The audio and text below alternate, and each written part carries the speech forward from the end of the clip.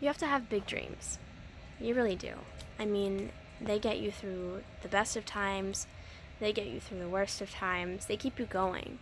I think about my dreams almost every day, and especially because I'm now doing these blogs, I talk about it all the time. I remember, I don't really need to remember because I do this all the time, but I practice giving my story, sharing my story with people when I'm driving in the car. I'd rather do that than listen to music because I talk as if, my dreams have already happened. I've already reached one goal and I'm on to the next now. Because that's the kind of life that I want to have, and it's not that I'm focused on the outcome because I am in a way, but I'm really focused on the process because I talk about, kind of the things that I came up against, the things that I struggled with, the things that I had to overcome. And, it's funny because I feel like a lot of people could go really negative with that. They could think, well, it's authentic if you talk about how hard it is. And it's like, it is. You're right. However, you're not there anymore. It was just par for the course. You just had to learn something. You had to go through it. It doesn't matter how you shape up to somebody else if you're about to become like your own legend type of a deal. None of that matters. And so it really helps me to frame my life in that way so that I remind myself, I don't get focused in the small. So I remind myself what I'm working so hard for, why I get 5 hours of sleep every night, or 4, or 6, why my days are so busy, except maybe Sundays, but I don't take days off. I said this in an Instagram post yesterday. I make time for things. That's just my life. And I believe that's everybody's life, to be honest. I think when people say they don't have time, that's like the biggest cop-out in the world, and it's the number one excuse, I think. Because of course you don't have time. Nobody has time. If we all had time, we'd be at the beach every day. We'd be, not working a 9 to 5, or not building a business, or not working towards a dream, because we have time. If you don't have time, first of all, if you're saying you don't have time and you think that that's a good thing, that's probably not true. And here's why. Busy people know how to get things done.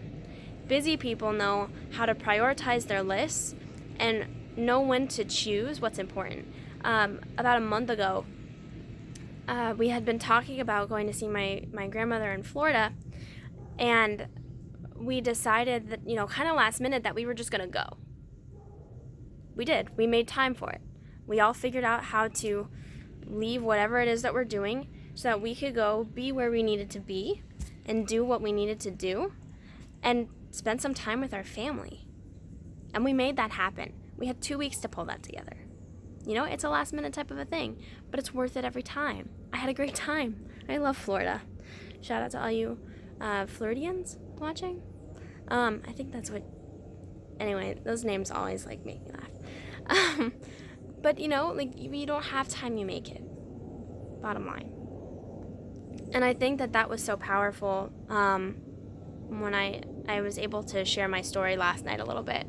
When I was introducing my vocal coach, my performance coach, at an event.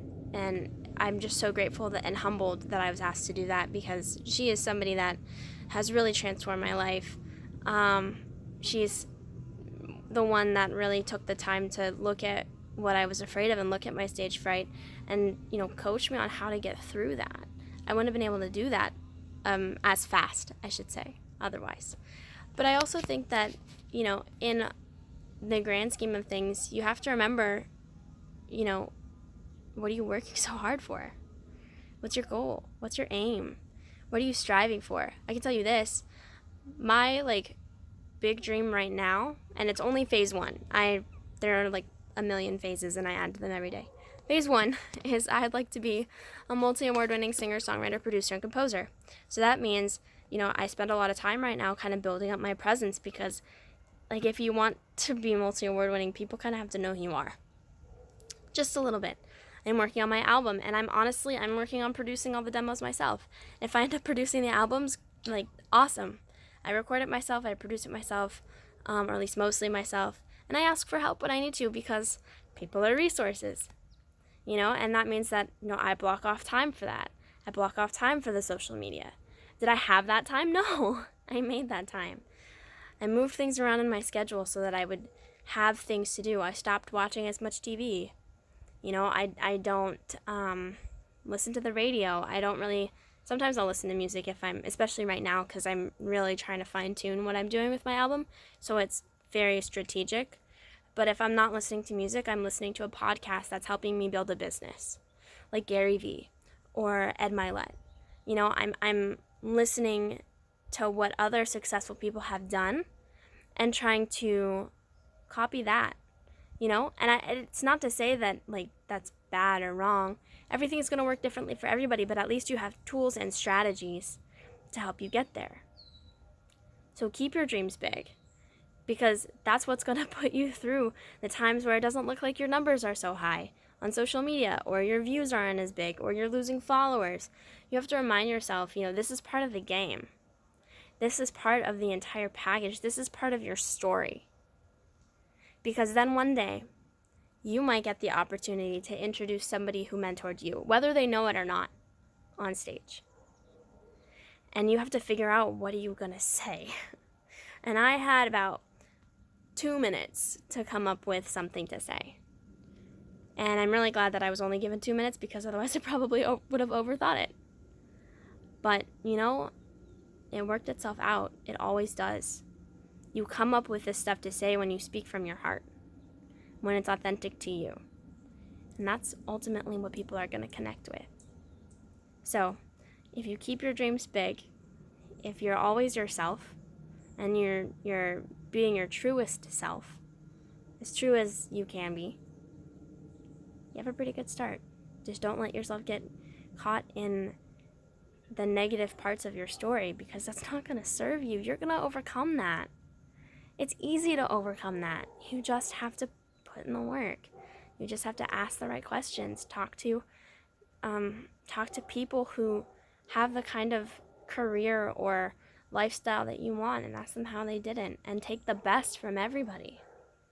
Because everybody's going to have their own story. Everybody's going to make their own mistakes. We all do. We're human. There's no right answer. I'm literally working on marketing right now, and the one thing that I've learned across all platforms is that there's literally no right answer for how to do this. You just have to do it. That's it. Anyway, I hope that helps. Please tell me in the comments, what dreams you have. Let's change the conversation on social media. Let's talk about dreams. Let's talk about what we're striving for. How we're getting there. Let's not talk about, hey, I just was in bed and I ate an entire bag of potato chips while watching Friends. Go me. Like, really? You don't need to be proud of that, unless you worked so hard and you needed a day off, and this is how you decided to spend it, because this is how you love to relax and unwind and just have some me time, right? But let's do bigger things. Let's help more people. Let's change the world. And that, honestly, it starts with you. Every time. You and the connection that you have with other people. I have, on a side note, I have some really big announcements that I'm going to be announcing soon. And I'm really excited about that. I have met a lot of great people in the last few weeks. And we're just going to keep expanding and keep growing my dream, and I hope you do the same. Anyway, I hope you have a great day. Please tell me in the comments what your dreams are, and let's work on changing the conversation.